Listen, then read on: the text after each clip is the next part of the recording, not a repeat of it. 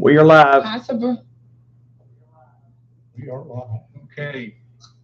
The July 8, 2020 meeting of the Social Circle Board of Education for the purpose of a budget work session is called to order. And now you have the agenda in front of you. The first item on the agenda is the prayer followed by the Pledge of Allegiance. Please mute your phones or mute your computers, I'm sorry, while I lead us in the Lord's Prayer, followed by the Pledge of Allegiance. Our Father, who art in heaven, hallowed be thy name. Thy kingdom come, thy will be done, on earth as it is in heaven. Give us this day our daily bread, and forgive us our trespasses, as we forgive those who trespass against us. And lead us not into temptation, deliver us from evil. For thine is the kingdom, and the power, and the glory, forever and ever. Amen. Okay, next on the agenda is the Pledge of Allegiance. Pledge allegiance to the flag of the United States of America, and to the republic for which it stands, one nation under God, indivisible, with liberty and justice for all. Okay, next we have approval of the agenda. Dr. Hooker, I guess everybody can unmute your phone now or your computer. Are there any changes to the agenda? No changes to the agenda, Chairman. I have a motion to approve the agenda as presented. So moved. Do I have a second? All those in favor step up saying aye. Aye.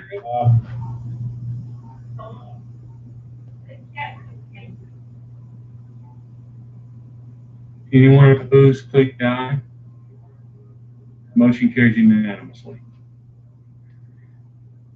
Next on the agenda is the working session fiscal year 2021 budget. And for that, I'll turn it over to our CFO, Mrs. Nicole Cross, and our superintendent, Dr. Hooker. Good evening. Dr. Hooker, did you want to start off by saying anything? Yes, guys, I appreciate you being here tonight as we go over the FY21 budget. And to present that to us today is our CFO, Ms. Nicole Cross. And I'll turn it over to you, Ms. Cross. So I have a slideshow that you can kind of follow along.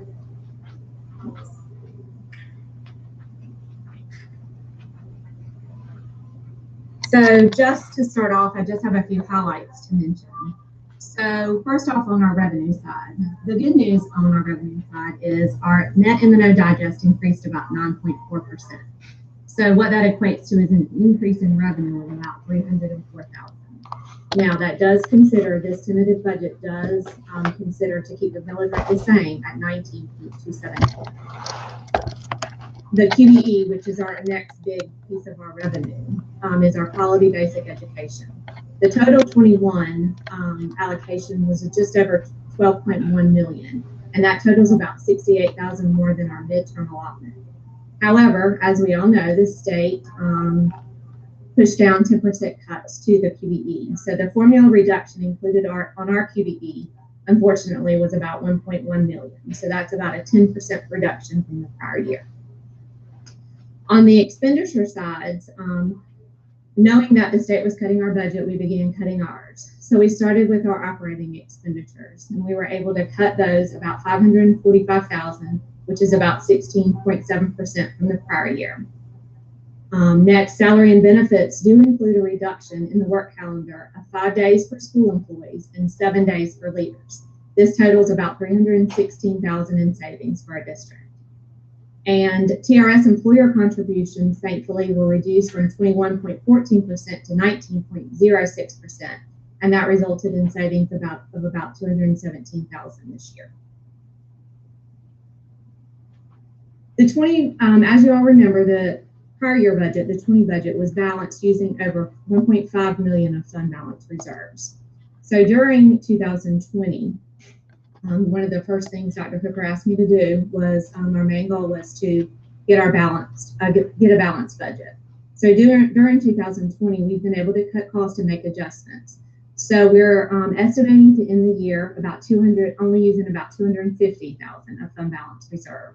That will leave us with an ending fund balance of about 3 million. Now that's still an estimate. June, we have a lot of accruals and we're still doing a lot of analysis. I'm still hoping maybe that we can do better, but I'll know more in the next few weeks. So the 2021 budget process included, we began that with a zero beginning line item budget. So each school, each department built a budget from a zero starting point. During this process, we were able to close that almost $1.6 million shortfall from the prior year and come within about $400,000 of a balanced budget. So we made great gains this year. Now, unfortunately, due to the 10% state formula reduction, we are now anticipating almost 1.2 million of fund balance reserves that we will need to use. And the state fully expects us to use reserves. They balance their budget with that expectation. So unfortunately, we will have to experience that this year. So this first slide is just a tentative general fund budget summary. And on the next few slides, we'll go into the detail of some of those. So our total revenue is estimated to be about 16.9 million. Our total expenditures are estimated to be right at 18 million. So that leaves us with about $1 million of revenue under expenditures.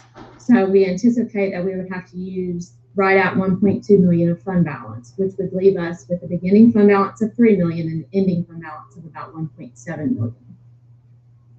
As you can see, that's about a 4.5% change in revenues from the prior year, and that's mainly obviously attributable to the 10% reduction in QBE revenue and a decrease in 6.1% in expenditures, and that was where we were able to cut operating expenditures and also incorporate salary savings. This is a summary of the revenue in detail. So if we look at this, our local revenues, which make up about 5.9 million, is about 35% of our total revenue budget. Those, I anticipate an 8.4% increase from the prior year. And as I discussed, our property revenues are expected to increase. That's the most part of our increase there. We also went from a part-time Foothill Center to a full-time. So we went from receiving 75,000 to 150,000 from Foothills. So that was where the other local revenue increase was from. Our state revenue, as we talked about, is expected to decrease by 10%, and that's due to the QBE formula adjustment, which you can see right here in the middle of 1.1 million. Are there any questions so far? At any time, you can stop and ask if you have any questions. So this is the 5-year tax digest and levy history. And as you can see, the net M&O digest did increase the 9.4%. And here's the 304,000 anticipated increase that will bring. Because we are keeping the millage rate the same, that is still considered a tax increase because we won't be doing the rollback. So we will need to hold 3 hearings for that millage rate increase.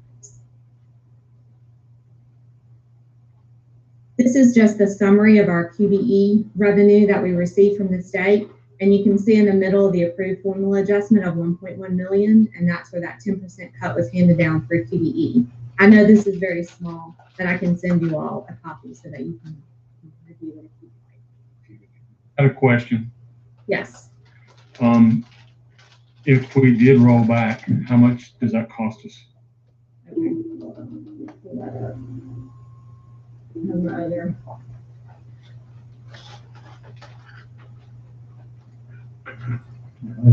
What it is.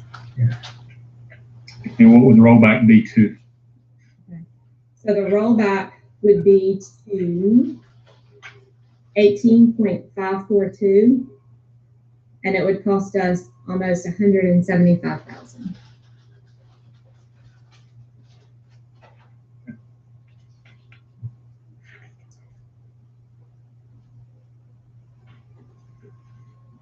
Sorry, there's a delay on moving. There we go. Okay. So the first piece of our budget is salary and benefits. So this is a look at the current budget versus the prior year budget. And as you can see, there is a 1% decrease. Now, I will say most of that is attributable. We haven't, everyone on the state salary schedule has moved to the next step. Everyone has all of those things in place. The main thing this is from the TRS reduction. So, like I said, that was 19% to, or 21% down to 19%. So that's where most of that decrease is found, is in that. And then, as you can see on the bottom, the 316,000 is the savings from the adjusted work calendar. I will also say that part of the decrease in salaries and benefits, when we went through and reviewed, we did have one transportation position that was eliminated. We took out almost 60,000 in additional stipends and vacation pay buyouts that we took out of the budget as well. So that's where we were able to save the 1% before the adjusted work calendar in the initial budget.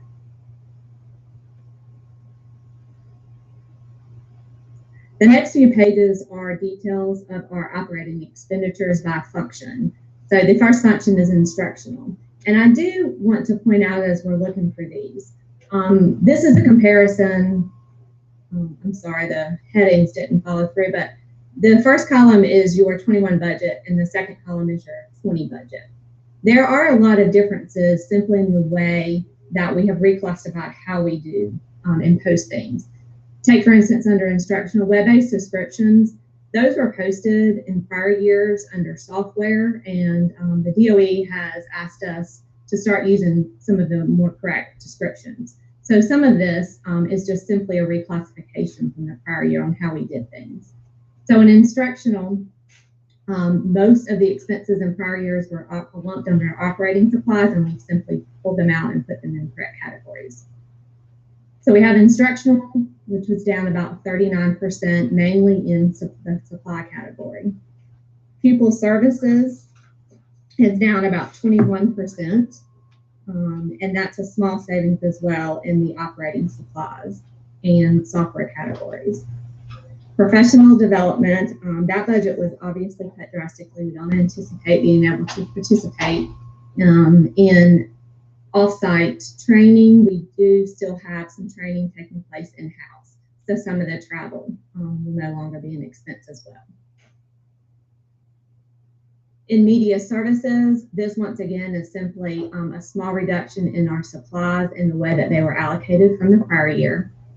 In general admin, the reason that it looks like a large expense, if you look at insurance, that's $111,000. In the prior year, the insurance expense was separated among school admin and facilities, and per the DOE, it should be all considered in the general admin category. So that was pulled and put there. There's also in other expenditures, $75,000 in contingency. Now, what I want to say with that is, this is a very lean budget. As we discussed, every department built it from a zero budget.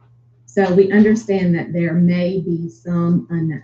That's just the reality of a budget. And most budgets have a contingency built in from anywhere from 1% to 5%.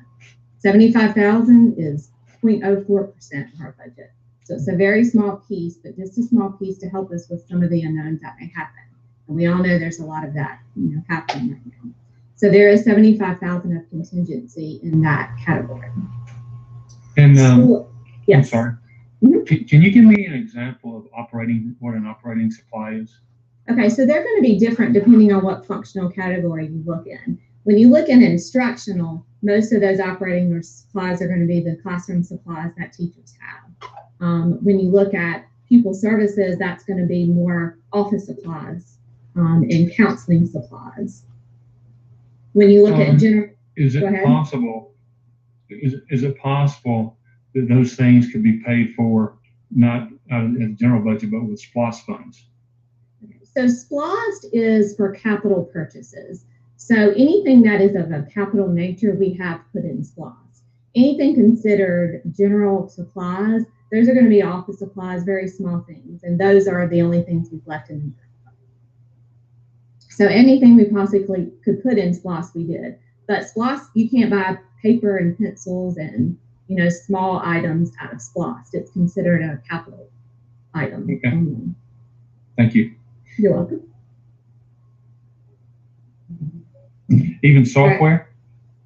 Software, if it's capitalizable software, we can put it in. And you'll see that's why you don't see much software. So most of this software is going to be the renewal subscriptions. So they're web-based subscriptions. One of the things that we have been advised is web-based subscriptions are still not allowable in SPLOST. However, they're looking at that, and that could change because a lot of our textbooks, a lot of what we do now is digital. And so that's one of the things they're looking at to be able to go into your SPLOST. Well, I guess just to make sure I'm understanding Mrs. Ross, and this will eliminate probably a lot of questions. You consciously looked at the budget and tried to put every conceivable thing that we could spend with SPLOST funds in that area to help us save money in the general fund. Yes, right? and so we're looking at, we looked at it from two perspectives. Yes, we looked at the general fund and everything we could possibly, within reason, put in the SPLOST fund we did. We also are working on a 5-year plan with our SPLOST fund. So we're cognizant of the fact that that SPLOST was voted on by citizens to use for capital purchases and what those capital purchases were voted for. So we also know we need to look at savings for a new school and those kinds of things. So we balance between the two, absolutely. We need to get where we don't spend. Next, we have school administration. And most of that changed once again in the prior year. The contract for SROs was put in school administration, and DOE has advised that it all should fall under facilities, which is one of the next categories below. Business services, there not much change there. There's a small increase due to the web-based subscription we have for our eTreat software. Facilities, once again, there's a small decrease there. That's due to some of the, so our janitorial supplies and contract has increased some. And what we've done is, as you all know, we got CARES funding of about $180,000. That now has to be shown in its own fund. And so what we've done is there is a large increase in our custodial agreement due to increased services that we need during this pandemic. So we put some of those costs into, excuse me, the CARES fund to help cover those. Transportation, most of the decrease here is the $95,000. That was the bus that we purchased. Currently, we do not have anything budgeted because we have not received notice of the bus fund. We do anticipate that we will, but we don't have it in the budget yet because we haven't received that notice.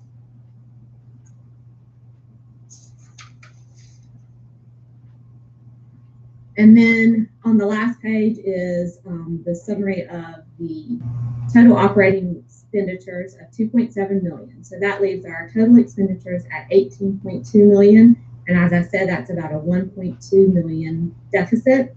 So that would leave us, if our fund balance ends at the end of the year with about $3 million, we would be at $1.7 million for our ending fund balance. And so tonight, our main focus was the general fund, as this is our main operating fund and the most discussion. So next steps, we have a budget work session scheduled for next Thursday. And there you will have your full tentative budget presented for all of the funds. Next, then we have our regularly scheduled July Board of Ed meeting next Thursday evening. We will have the tentative budget set on the agenda to be approved.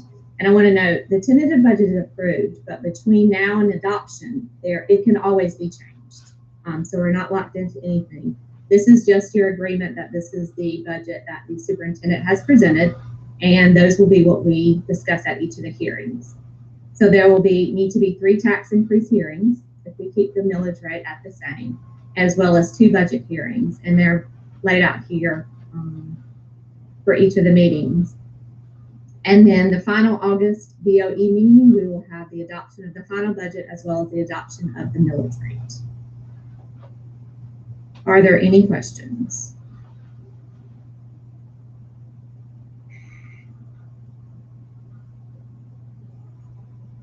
Yeah. If there aren't any questions, team, I do want to share with you, first of all, I want to thank Ms. Cross and her team for presenting this budget and getting all this data for you. But as you can see, we have made some deep cuts. If you look at our professional learning, our professional development budget, we cut that by 48%. Our operating budget, we cut that very steeply. And going to zero-based budgeting, I believe will profit us in the end as we plan our budgets for the future. That's the direction we're moving in. And if it wasn't for the pandemic, I would say we would be the following year afterwards, we probably would have been balancing the budget without going into the reserves. We're going to get there, working with Ms. Cross and working with our staff. We're looking at other ways that we can continue to push money into the reserves. So be patient with us, and as citizens, be patient with us because we're using your money wisely. We're not going out and buying stuff. We're being penny pinchers. We're using your funds just as though it was our own budget.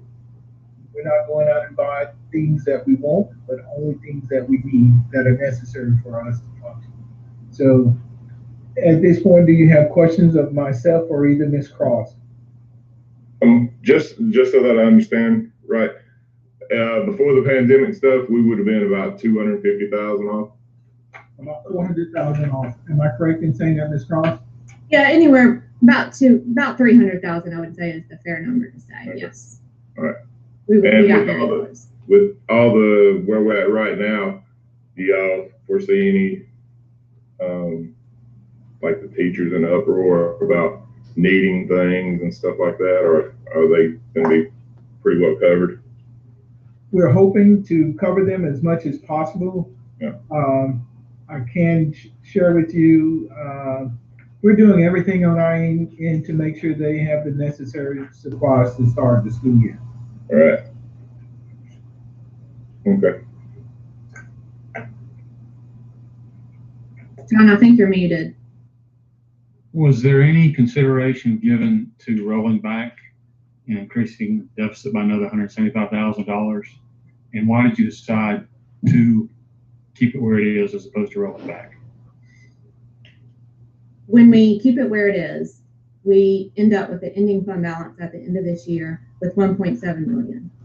That 2.8 million is the minimum fund balance.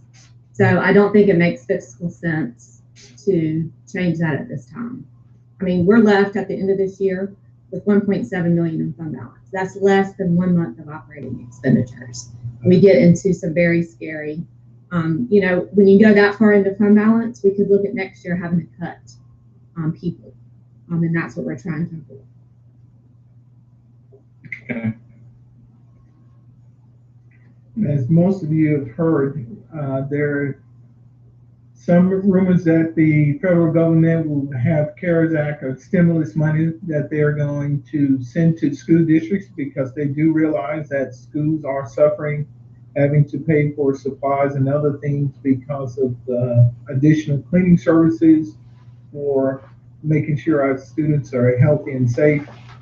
We're also possibly looking at funds that we may receive from DOE, from stimulus money that they may have left over from the CARES Act. Those are not definite.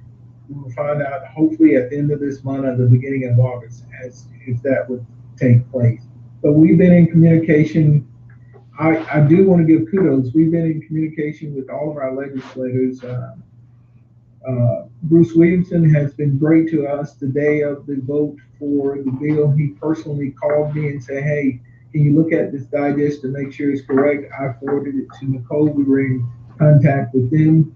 Also, Senator Chris Irwin out of the Banks County area has worked with us. Belton has been very good to us, Representative Belton, as well as Senator Strickland, and as well as Burt Jones. Because of the relationship we built early in the school year, it has paid off at this point that they are listening to us and hearing our cries and saying we need assistance. So they're working very hard to make sure we get that in. Again, Bruce Williamson, he and I have talked on 3 or 4 occasions occasions concerning this matter, and he's saying whatever it does, whatever he needs to do to help us, he's willing to do it. So I'm appreciative of the people who are representing social service.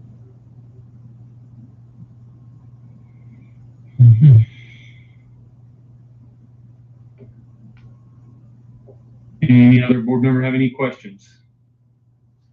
Will we have access? I know those numbers are small and we went through them quickly.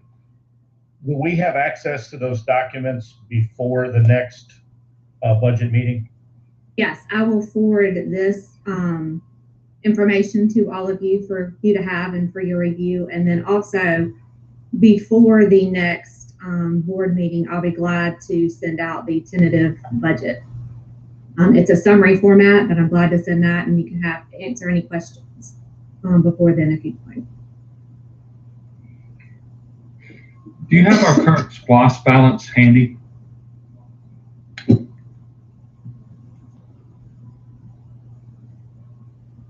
In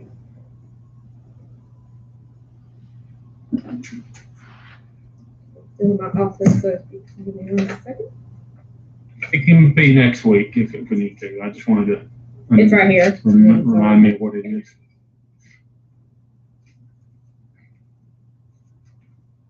It's currently at 2.5 million.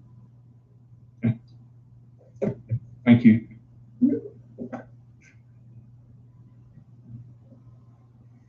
Okay, any other questions from any other board member?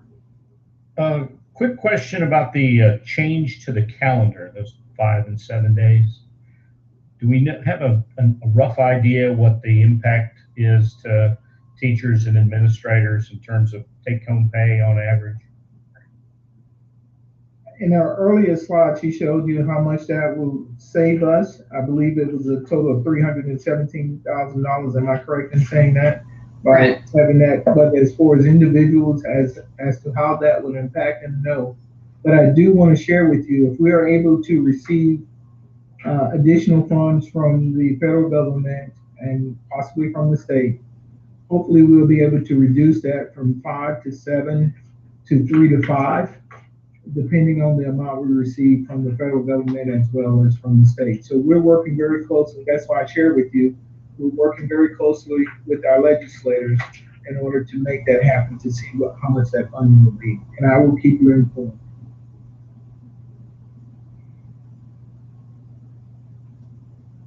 Thank you.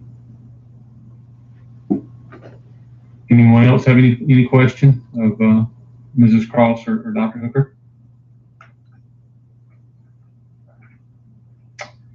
Hearing none, Mrs. Cross or Dr. Hooker, do you have any final comments before we adjourn?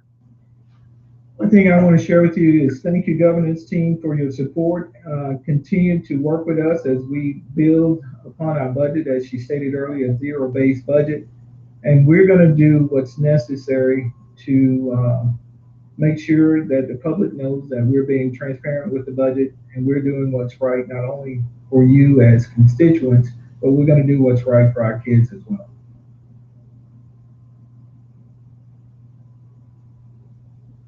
Thank you. All right. Do I have a motion to adjourn? No motion. I second. All those in favor signify by saying aye. Aye. Aye. Anyone opposed, please say aye. Motion carries unanimously.